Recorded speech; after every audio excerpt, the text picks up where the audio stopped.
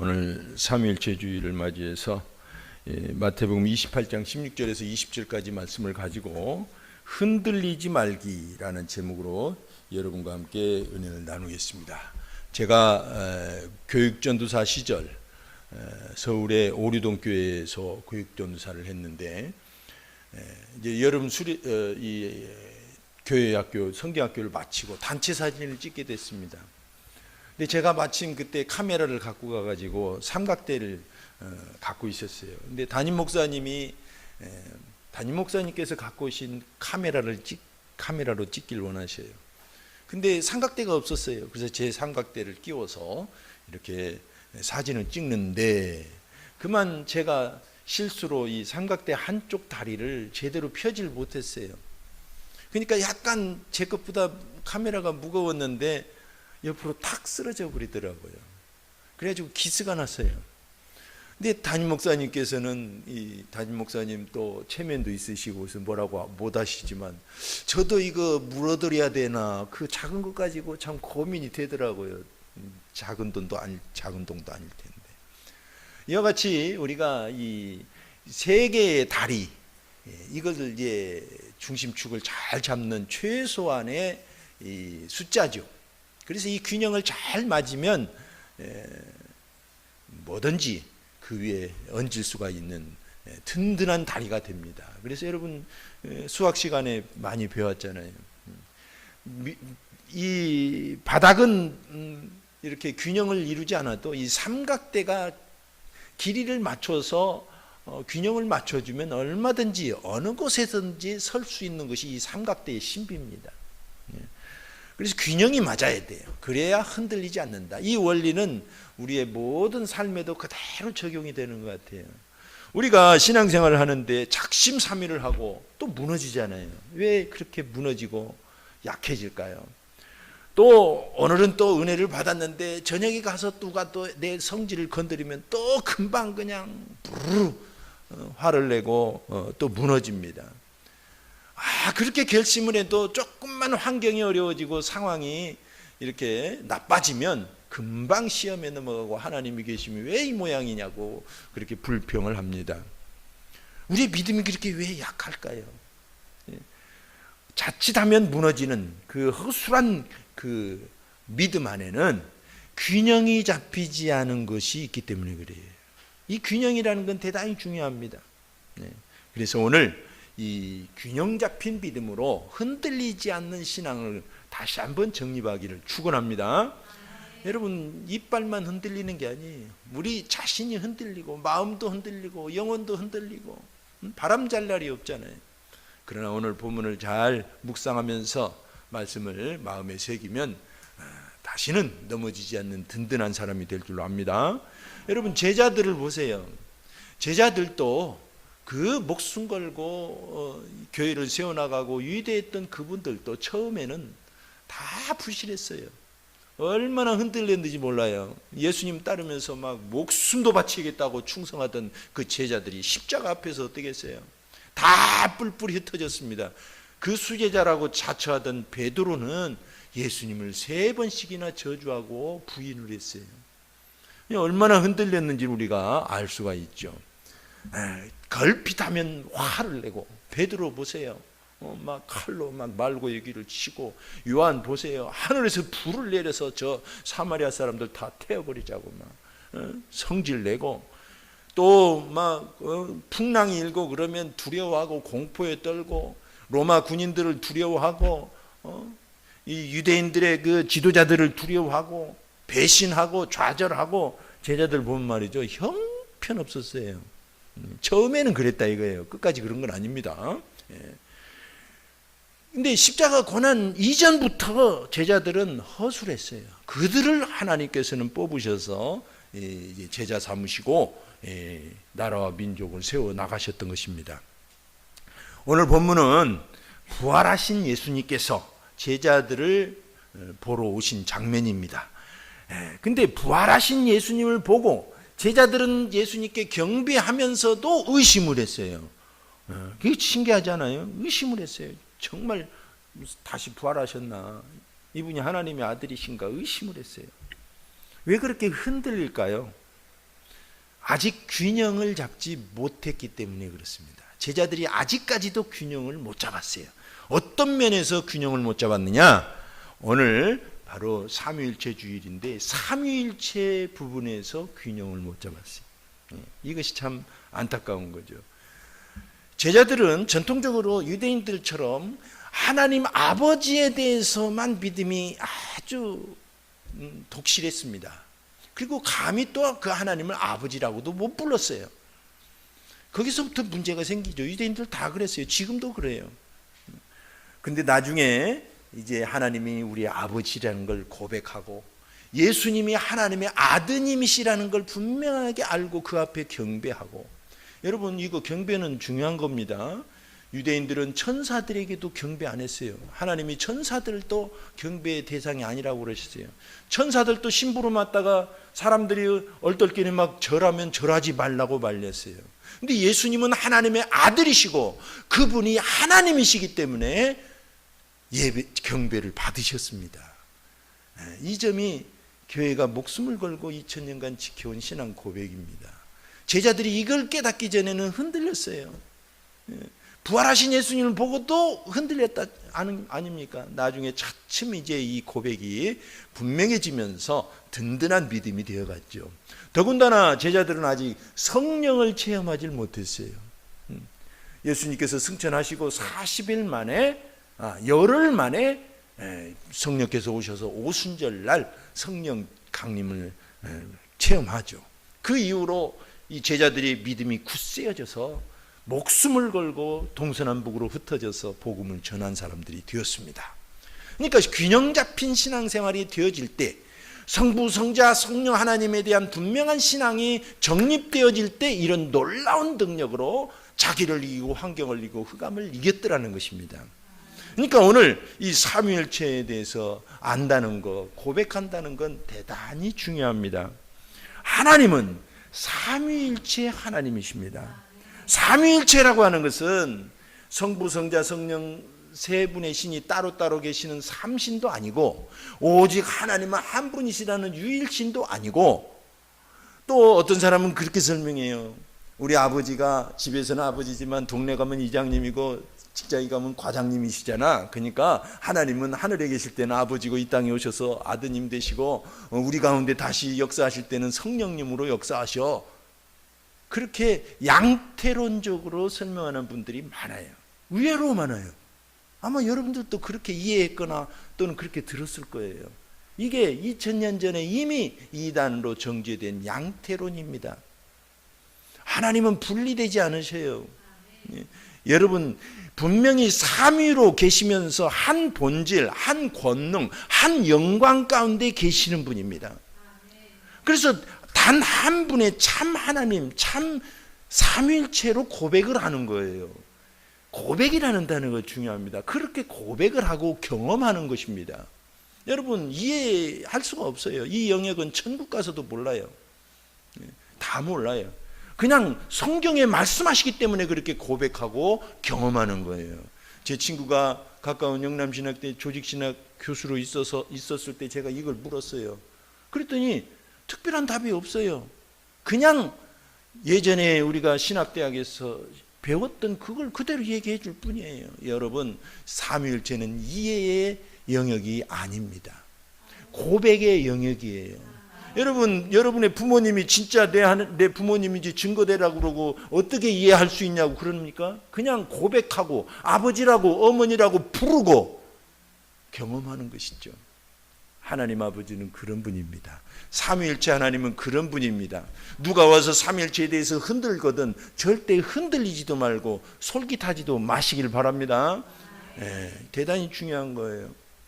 요한복음 10장 30절에 나와 아버지는 하나이니라, 예수님은 그렇게 말씀하시니까 증명이 안 되잖아요.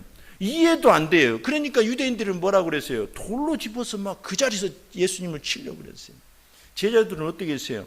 그냥 제자들 멍 때렸어요. 이해가 안 되니까. 여러분 삼위일체 하나님에 대한 것은 이해하는 게 아니라 고백하고 경험하는 것입니다. 대단히 중요하죠. 네. 그래서 이 삼위일체는 이단을 분별하는 중요한 신앙 고백으로 지켜져 왔습니다. 삼위일체라는 단어 자체는 없는데 성경은 그렇게 말씀하고 있는 거예요. 그래서 사도신경에도 그렇게 말하잖아요. 나는 전능하사 천지를 만드신 하나님 아버지, 성자 하나님, 성령 하나님을 차례대로 고백하잖아요. 대단히 중요합니다. 그래서 여러분, 우리가 성부 하나님에 대해서 무지하면 그냥 하나님은 사랑의 하나님이니까 착한 일 하면 다 천국까지 예수님은 빼버리는 거예요. 그렇게 믿는 사람은 의외로 있어요. 좋은 일 했으니까 좋은 데 갔을 거라고 명복을 빌고, 기독교인이 그러면 안 됩니다. 그건 타 종교나 그러는 거고, 하나님 아버지는 사랑의 하나님이시고 뿐만 아니라 성자 하나님이 계시다는 것도 알아야 돼요. 오직 아버지께 가는 길은 성자 하나님의 죽으심을 믿고, 나를 대신해 나와 함께 죽으심을 믿고 받아들인 자, 그런 사람만 길이요 진리요 생명 되신 예수님을 통해서 아버지께 가는 거예요. 착한 일 한다고 가는 거 아닙니다. 여러분, 착한 일 한다고 천국 간다는 거 그거 절대 믿어서는 안 됩니다. 여러분, 착한 일 하면 천국 가서 상급은 받습니다. 상급의 조건이에요. 근데 하나님의 자녀가 되는 조건, 구원받는 조건은 절대 아닙니다. 그렇게 천국은 호락호락한 것이 아닙니다. 천국은 거룩한 곳이라 아무도 갈 수가 없어요. 죄인은 거짓말 한마디만 해도 못 가요. 그래서 용서받는 길밖에 없는 거예요. 예수의 피를 믿고 용서받아야 하나님의 자녀가 되고, 그래서 자녀된 신분으로 가는 곳이 천국입니다.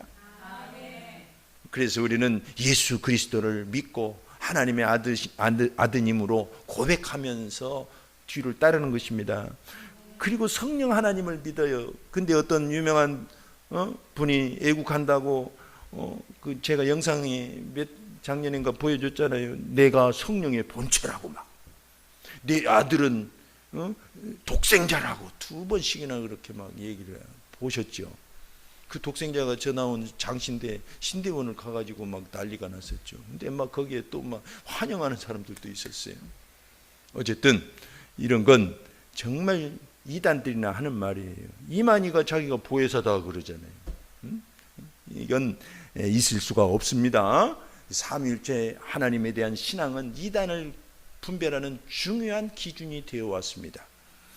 자, 그래서 우리는 삼위일체 신앙이 우리의 믿음을 균형 잡는 삼각대 신앙이라는 것을 기억해야 돼요. 균형이 무너지면 신앙도 함께 무너지게 되어 있습니다. 여러분, 아버지만 따르면은 방금 말씀드린 대로 하나님 아버지만 강조하면 자칫하면 어려운 말로 종교 다원주의라는 것에 빠지기 쉬워요. 여러분, 저 산 꼭대기는 뭐 길이 하나입니까? 이리 가도 길이고 저리 가도 길인데 천국 가는 게 길이 하나만 있겠어요? 이 길도 있고 저 길도 있고 그러지 않겠어요? 이렇게 말하는 사람이 있단 말이에요. 그게 종교 다원주의예요. 오직 하나님은 한 분이신데 그렇게 빠져서는 안 됩니다. 사랑의 하나님이시지만 동시에 정의의 하나님이셔요. 모든 것의 근원이 되십니다. 그리고 성자 하나님은 오직 성자 하나님만 강조하면 또 어떤 문제가 생기냐면 은혜만 막 강조해요. 구원파처럼 은혜만 강조해요. 그리고 질서를 잃어버려요. 그리고 오직 예수하고 모든 걸 배타적으로 다 거부해버리고 맙니다. 그러니까 사람들이 예수는 잘 믿는 것 같은데 왜 이렇게 고집이 세고 남의 얘기를 들을 줄 모르고 배타적이냐고 교회를 욕하는 이유 중에 하나가 이거예요. 치우치면 안 되는 것입니다. 예수님에 대한 신앙 고백을 버리라는 게 아닙니다. 양보하라는 건 아닙니다. 예수님에 대한 신앙 고백은 목에 칼이 돌아도 양보해서는 안 돼요. 그러나 그것 때문에 배타적이 되고 다른 사람을 거부하는 이유가 되어서는 안 된다는 것입니다. 아시겠죠? 아버지가 없는 신앙이 되기가 쉬워요. 근데 또 세 번째로 성령 하나님만 강조하면 어떤 일이 일어날까요? 성령 체험하면 막 세상을 얻은 것 같아요. 은사가 나타나고 기도했는데 병이 낫고 기도했는데 막 예언이 생각나고 얼마나 기가 막힌지 몰라요. 그래가지고 이것만 강조하다 보면 비상식적으로 바뀌기가 쉽습니다. 권위주의에 빠지기가 쉬워요. 여러분, 그래서 성령만 강조한 사람들 반말 잘합니다. 막 권위적으로 마치 점쟁이처럼 그렇게 해요. 성령을 잘못 체험해서가 아니라 균형 잡힌 신앙생활을 못했기 때문에 그래요. 저희도 그래서 기도하고 목회 시작할 때 이 성령 체험을 많이 경험했지만 결국 이것만 강조해서는 안 되더라고요. 결국은 아버지 하나님에 대한 경험과 고백을 계속 그렇게 가르쳐 주시더라고요. 하나님 아버지를 결국은 만나야 돼요. 예수님께서도 자기를 본 자는 아버지를 보았거늘 하고 말씀하셨어요. 예수님도 아버지께 모든 것을 영광을 돌렸어요. 신앙의 결국은 하나님 아버지를 뵙는 것입니다. 그리고 이 땅에 천국을 일구는 거예요. 근데 천국을 일구려면 성령님의 능력이 없으면 안 돼요. 그러니까 성부, 성자, 성령 하나님에 대한 믿음이 골고루 균형이 잡혀야 온전한 신앙생활을 할 수가 있는 것입니다. 아멘.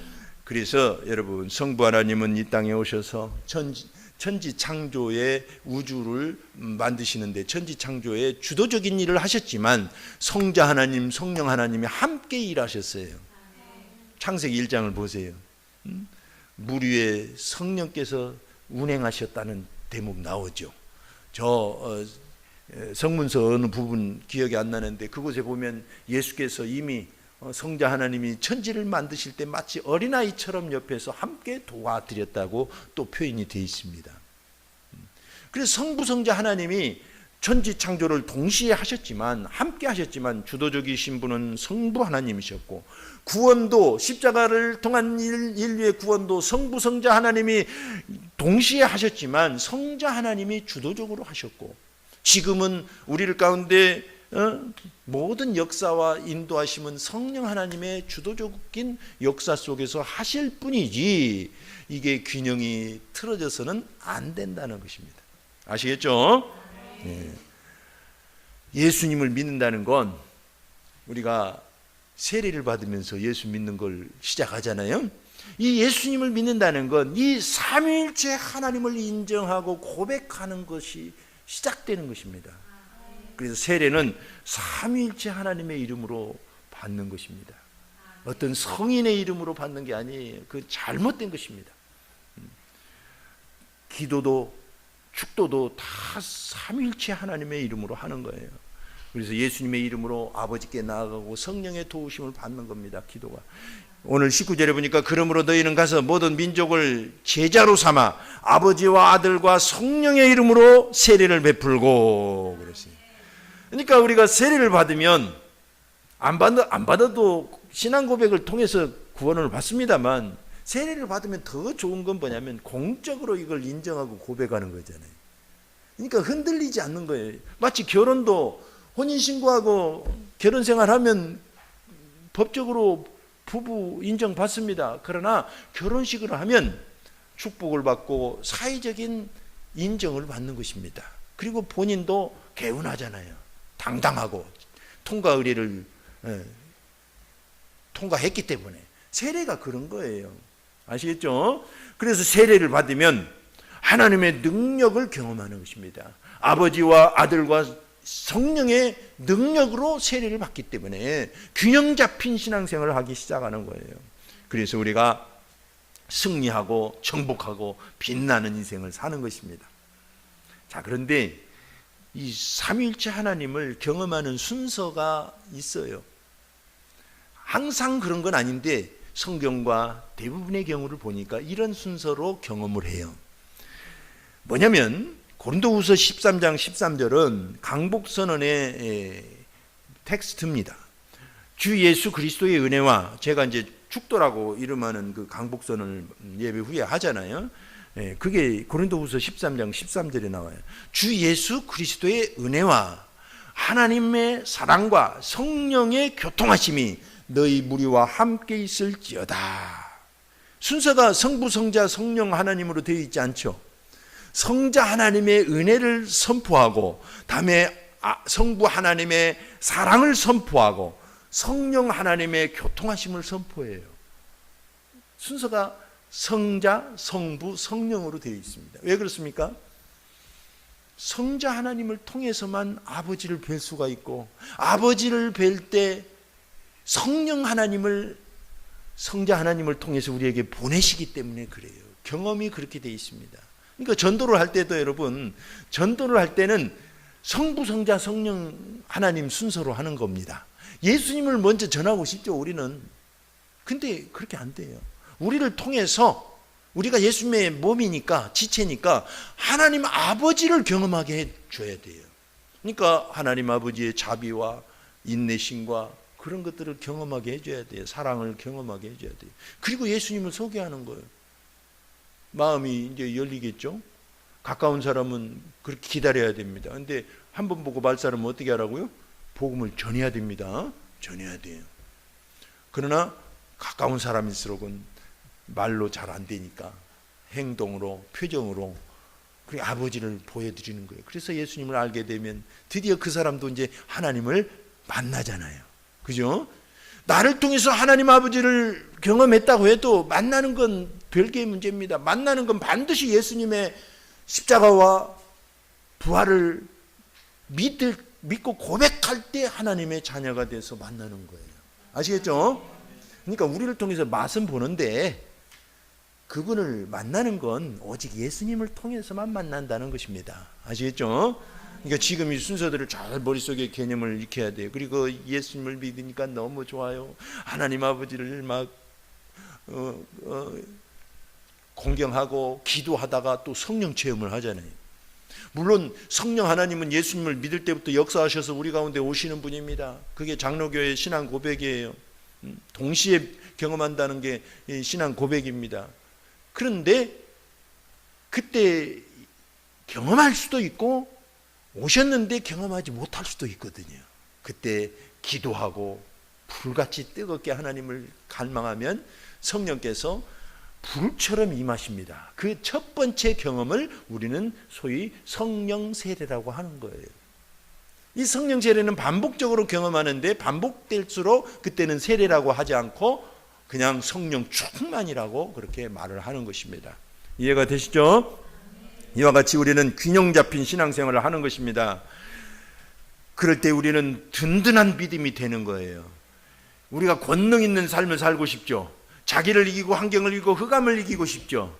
우리는 항상 그러기 위해서는 십자가와 부활과 성령의 복음을 알라고 그랬어요. 경험하라고 그랬어요. 그러기 위해서 우리는 십자가의 은혜를 통해서 하나님 아버지의 사랑을 알고 성령을 체험해서 더 하나님과 가까이 가는 것입니다. 그래서 삼위일체 하나님을 경험하는 것이 우리의 믿음을 든든히 세우는 거예요. 한쪽으로 기울어지지 않습니다.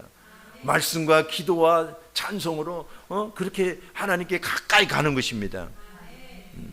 그래서 오늘 18절에 보니까 예수께서 나와 말씀하여 이르시되 하늘과 땅의 모든 권세를 내게 주셨으니 하고 권세를 우리에게 주셨는데 그 경험은 반드시 성부, 성자, 성령 하나님을 통하여 세례를 받고, 쉽게 말해서 이미 세례를 받은 사람들은 성부, 성자 하나님에 대한, 성자, 성령 하나님에 대한 균형 잡힌 신앙생활을 할 때 그 권능이 나타난다는 조건부가 되는 것입니다. 아시겠죠? 네, 그러니까 항상 이제 하나님 아버지를 공경하고 예수님을 사랑하고 성령님을 갈망하시길 바랍니다. 성령님은 단연코 믿음과 기도와 찬송을 통해서 역사하셔요. 에베소 5장을 보면은. 그러니까 여러분 찬송 시간에는 열심히 찬송해야 돼요. 입을 벌려서 찬송하지 않으면 그냥 구경하는 거예요. 구경. 여기 태권도장 가서 구경하고 오면 태권도 늘립니까? 실력? 아니에요. 가서 막 다리가 아파도 다리 찢고 막 사범한테 욕 바가지를 하겠죠. 그래도 그게 실력을 늘린 거예요. 그러니까 제가 늘 입 벌려서 찬송하고 기도하라고, 구경하지 말라고. 아시겠죠? 재활운동 가보세요. 막 교통사고 나고 또 여기저기 아파서 재활운동 하는데 아파 죽겠는데 의사는 쫙쫙 막 옆구리 찢고 다리 찢고 좁혀버리세요. 그냥 안 하려면. 근데 그렇게 해야 돼요. 그런 것처럼 교회 오면 여러분 입을 벌려서 기도하고 입을 벌려서 찬송해야 기운이 나고 성령을 체험해서 자기를 이기고 환경을 이기고 흑암을 이기고 그렇습니다. 할렐루야. 네, 약속하셨습니다. 아멘. 중요합니다. 아주 중요합니다. 그래서 성도가 삼위일체 하나님을 고백하고 경험하면 믿음이 든든해지고, 우리가 일터의 한복판에 있을지라도, 가정에 있을지라도, 교회에 있을지라도 우리가 삼각대를 세우면 어디든지 든든한 것처럼 흔들리지 않는 믿음이 되는 것입니다. 로마 시대에 고대 초대 기독교죠, 노동 형제단이라는 그런 모임들이 있었어요. 여기저기. 그때는 예수 믿기가 너무 힘들었잖아요. 앞으로 아마 지금이 역사상 가장 많은 기독교인들이 핍박받고 있다고 그러더라고요. 아프리카, 또 미국, 심지어 우리나라도 북한, 이루 말할 수 없고, 순교자도 엄청 나오고 있어요. 지금도 제일 많이 나오고 있다고 하더라고요. 그 통계들 막 내는 걸 보면. 근데 여러분, 앞으로 이제 우리나라가 동성연애라든가 이런 게 통과되면 정말 심각해져요. 신앙 고백을 제대로 할 수가 없어요. 설교도 못해요. 잘 그런 부분은 못해요. 아예 그냥 학교 선생님들 상담도 그렇게 못하고. 그러면 아마 옛날처럼 이렇게 우리끼리 살자 하고 공동체들이 생겨나지 않을까, 그런 생각도 해봅니다. 우리 예를 들면 기독교 학교에서는 딱 강령을 내세우고 우리는 이런 신앙 고백으로 가르치겠습니다 하면 누가 뭐라고 할 사람 있을까요? 법으로 그러면 어디로 가야 되나? 하여튼 이 노동 형제단들은 그런 엄격한 분위기 속에서 신앙을 지키려고 함께 모인 집단들입니다. 그런 공동체들이었어요. 이들은 예배당에서 거룩하게 예배만 드리는 걸로 끝나지 않고, 밭을 나갈 때, 음식을 만들 때, 일터로 나갈 때 항상 삼위일체 하나님을 노래를 했대요. 삼위일체 하나님. 억울할 때는 성자의 십자가를 생각하고 고백하고, 무기력할 때는 성령님의 권능을 노래하고 고백하고, 막막할 때는 성부의 주권을, 하나님 아버지의 주권을 인정하고 고백하고 노래하고, 삼위일체의 교리가 이들의 일상이 된 거예요. 우리도 이런 믿음을 다시 회복해야 될 줄로 믿습니다. 장로교든 감리교든 성결교든 대부분 보면 조금씩 치우쳐 있거든요. 근데 저는 장로교에서 시작을 했지만 감리교도 또 저기 순복음도 열심히 배우고 다녀봤어요. 그래서 비교적 제 자부심은 균형이 좀 잡혔다고 생각을 합니다. 여러분 어떻게 생각할지 몰라도. 그러니까 여러분, 이 균형 잡힌 신앙생활은 참 행복합니다. 흔들리질 않아요. 뉴스에서 또는 유튜브에서 무슨 소리를 들어도 균형이 잡혀 있으니까 잘 안 흔들려요. 이 대단히 중요합니다. 그래서 성분이 이번 주 우리가 꼭 경험해야 될 삼위일체 하나님, 성부 하나님에 대해서는 하나님의 주권을 경험하시길 바랍니다. 내 인생은 나의 것이라고 고집하지 마시고 통째로 하나님께 마음을 내어드려서 하나님이 나의 아버지십니다. 성자 하나님에 대한 은혜는 용서와 겸손과 믿음으로 오직 예수님이 나의 메시아십니다 하고 고백하고, 김씨, 박씨, 안씨 없습니다. 오직 예수님이 우리의 메시아이십니다. 성령 하나님을 경험하시길 바랍니다. 기도 아니면 이런 일가 나갈 수 없다고 하신 것처럼, 기도가 아니면 이런 일을 내가 극복할 수 없다, 저런 인간관계를 내가 극복할 수 없다, 이런 직장 분위기를 내가 이길 수 없다 하고 성령 하나님께 기도하고 찬송하고 기쁨으로 승리하시기를 바랍니다. 그래서 신앙에서 이렇게 삼위일체를 경험하는 것입니다. 오늘은 삼위일체의 주일을 맞이해서 정말 우리 교회에서는 처음으로 하는 것 같은데 삼위일체 하나님에 대해서 함께 말씀을 나눴습니다. 삼위일체 교리는 이 책 속에 있는 그런 교리가 아닙니다. 우리가 고백하고 경험해야 될 그런 교리입니다. 이 삼위일체 하나님을 고백할 때, 그리고 경험할 때 우리는 든든히 서서 세 다리를 가진 삼각대처럼 넘어지지 않는 저와 여러분이 될 줄로 믿습니다. 이런 사람에게 오늘 20절 말씀하시기를, 볼지어다 내가 세상 끝날까지 너희와 항상 함께 있으리라 하시니라. 이 시간 합심해서 한번 기도하겠습니다. 기도할 때, 하나님, 오늘은 삼위일체 주일인데 누가 뭐래도 성부, 성자, 성령 하나님에 대한 균형 잡힌 신앙생활로 나는 내 인생을 승리로 이끌겠습니다. 흔들리지 않고 행복한 신앙생활을 하겠습니다 하고 고백하며 감사하며 기도합시다. 하나님 아버지여